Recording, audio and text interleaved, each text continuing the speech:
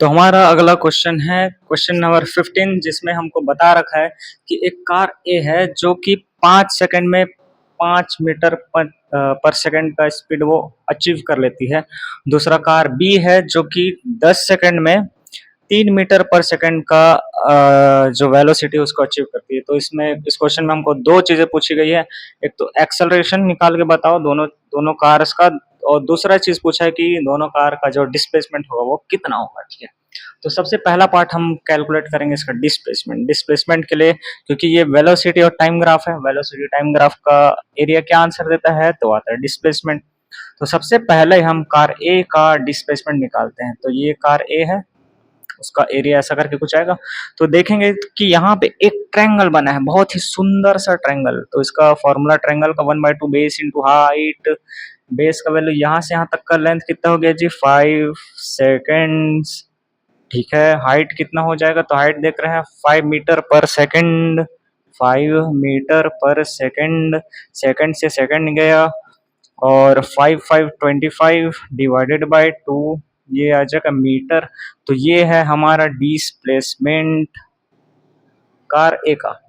Car B का displacement अगर निकालेंगे तो वो आएगा यहाँ से यहाँ तक का पूरा लेंथ कितना है जी, 10 सेकेंड।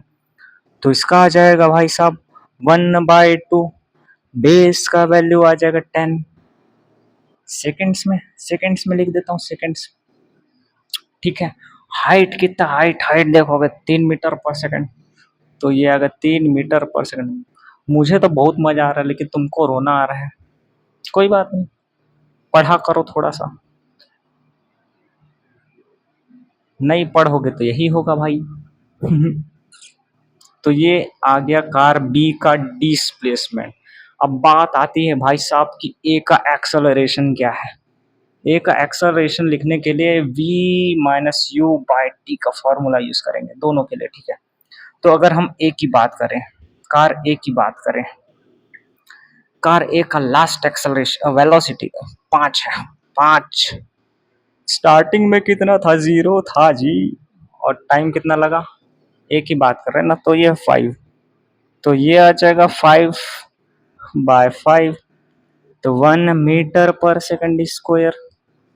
अब बात करते हैं कार बी की भाई साहब। कार बी का लास्ट में वेलोसिटी दे रखा है 3, आया समझ में। स्टार्टिंग में है 0। ठीक है, ये बात भी सही है। समय कितना लगा भाई साहब यहाँ से यहाँ जाने में, 10 सेकेंड लग गए। 10 सेकेंड, 3/10 मीटर पर सेकेंड स्क्वायर। तो इस तरह से हमने निकाल लिया डिस्प्लेसमेंट, एक्सेलरेशन। ठीक है, तो हमारा आंसर आ चुका है।